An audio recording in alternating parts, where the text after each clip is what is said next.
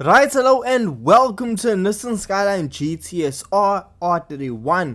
Now, this is one of the most underrated Skylines in a game, and today we can actually make this Skyline RB26 powered. But before we get into that, well, let's test out the vehicle in its current state. So, as you can see, this is not your standard GTS-R. No, this one is fully upgraded and it produces 443 brake horsepower and comes in at a weight of 1045 kgs. Now, what does those figures equate to when it comes to the actual driving experience? So, around Kyoto Driving Park, this vehicle is decent. That's the best way I can put it. The vehicle was a lot better before update 1.49, but with the physics change, the vehicle is a bit sketchy. I guess that's the best way to explain it. The vehicle isn't the most stable thing out there, so if you have previously tuned or set up your vehicle, well, you may need to go back and tune it. But coming out Kyoto Driving Park straight away with the vehicle being fully upgraded, we see that it travels up to 244 kilometers per hour, which frankly isn't that fast when it comes to modern day vehicles, but this is not a modern vehicle. So the Nissan Skyline GTS-R, so this was the highest, most powerful version of the Nissan Skyline you can get, that was just under the GT-R. So it wasn't the full out boy racer that everyone wanted, but the GTS-R was close enough. So this vehicle, you can pick it up from the used car dealership, and well, you just have to wait for it to come into a lot. So this vehicle overall, it has decent braking. It comes in at a relatively decent performance points rating, because we see that with it being on racing soft tires, max downforce, we see it come in at 705 performance points. So with a little bit detuning, you can actually take it around the WTC 700. But before we dive into that, we gotta see how fast it is around Kyoto Driving Park, and we see that this vehicle is setting lap times around the 1 minute 40 second mark, with my fastest lap time being a 1 minute 37, which frankly isn't anything to really write home about, because as I've always said, to have a fast competitive vehicle, it needs to be setting at least lap times faster than a 1 minute 35, and we see it just misses out on the mark. But I think we can change that with the help of an engine swap. But before we dive into that, vehicle around the WTC 700 around the month. When it comes to using a vehicle around this event, you need something that's fast down the straightaway and that has good fuel economy. And when I tell you, the Nissan Skyline has one of those two things, and one of them is good fuel economy, because we see on fuel map level 6, the vehicle is not really consuming that much fuel. It's actually rather lightweight on fuel. However, you don't really find yourselves going that fast down the main straightaway, which is not really the best thing out there.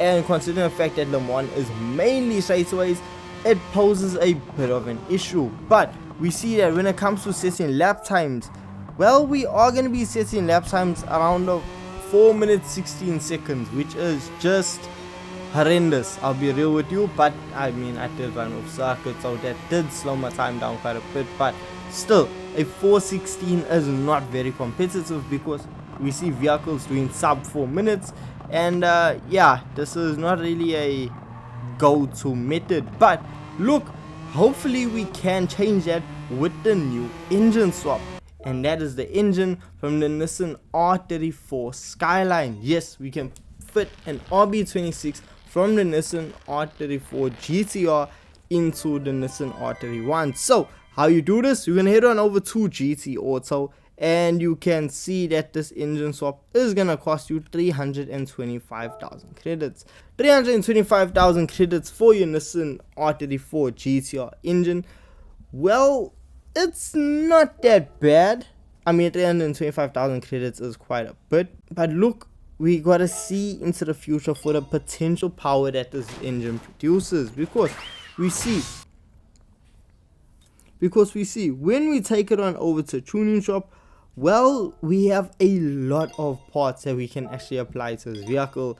I mean, everything from your titanium connecting rods and pistons, high lift camshaft, your ultra high RPM turbocharger, to just almost every part under the sun, and that is what's gonna leave you with 960 brake horsepower and a vehicle that weighs 1121 kgs. So the vehicle is still relatively lightweight, and it produces a whole lot more, double the power of what the standard engine could push out. So it should be a bit chaotic, if I'm gonna be real with you. So before we head on out, let's look at the visual customization options we have for the Nissan Skyline. So we see we have 2 options for a front splitter, we have 2 options for a side skirt, 2 options for a rear diffuser, and 4 options for a rear wing.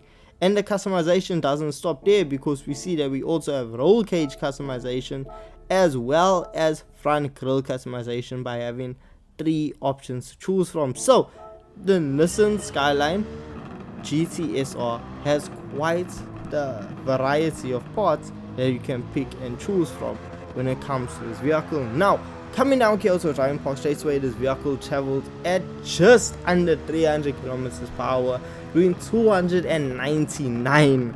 Literally, we were 1 shy, but this vehicle is just absolutely rapid. Now, this vehicle is a bit problematic because with update 1.49 and the change to physics model, well, the vehicle is gonna take a lot longer to just get dialed in. Frankly, the vehicle is, in my opinion, when I drove it, unstable.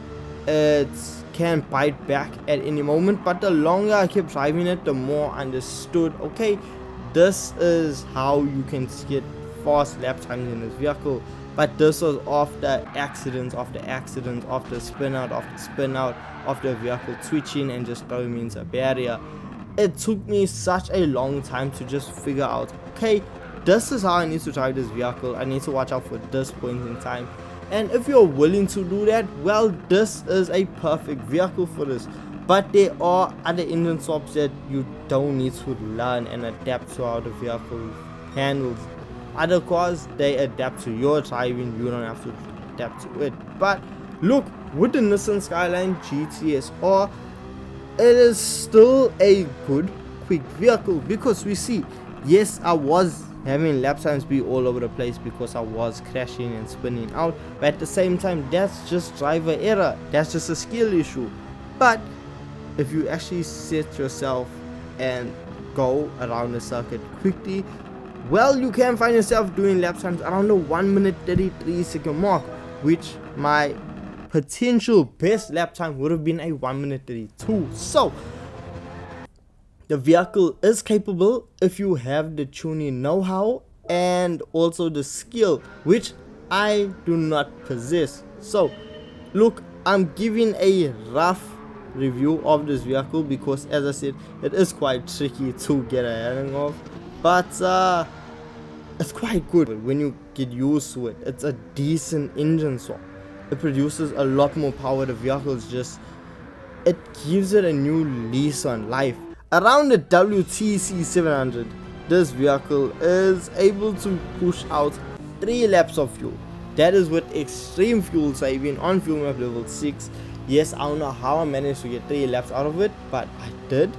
I wouldn't recommend pushing for 3 laps because I was really cutting it close. So I'm gonna say running on fuel map level 4, you're gonna get 2 laps out of it. I mean, coming down the main straightaway, we are doing over 300 kilometers per hour. It's fast down the straightaway.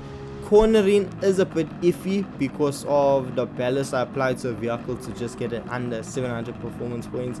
I put it to almost, I think, 188 ballast with 48% going to the front. So the handling was not the best, but with Le Mans, the main thing is if you got straight line speed, you are cooking, and that is exactly what the Nissan Skyline GTS-R had. And because now obviously around the corners it wasn't the best, I saw an initial lap of 4 minutes and 8 seconds, and then after having a bit of an incident on the second lap, well, I found myself coming across the line doing a 4 minute 17 lap. This was due to me running off circuit and just having a bit of trouble. So look, I will not go out of my way and say this is an amazing engine swap. It's incredible. because look how easy it is to just jump in and have fun with it. It's quite difficult, but overall, if you get used to it, it is a decent engine swap. I'm not gonna say it's the best engine swap, but it's fun and it really just transforms the Nissan Skyline GTS-R. But hey, look, let me know your thoughts and opinions on this vehicle in the comment section down below. With this being said, thank you so much for watching, thank you so much for your time, and I'll catch you guys in the next video. Peace.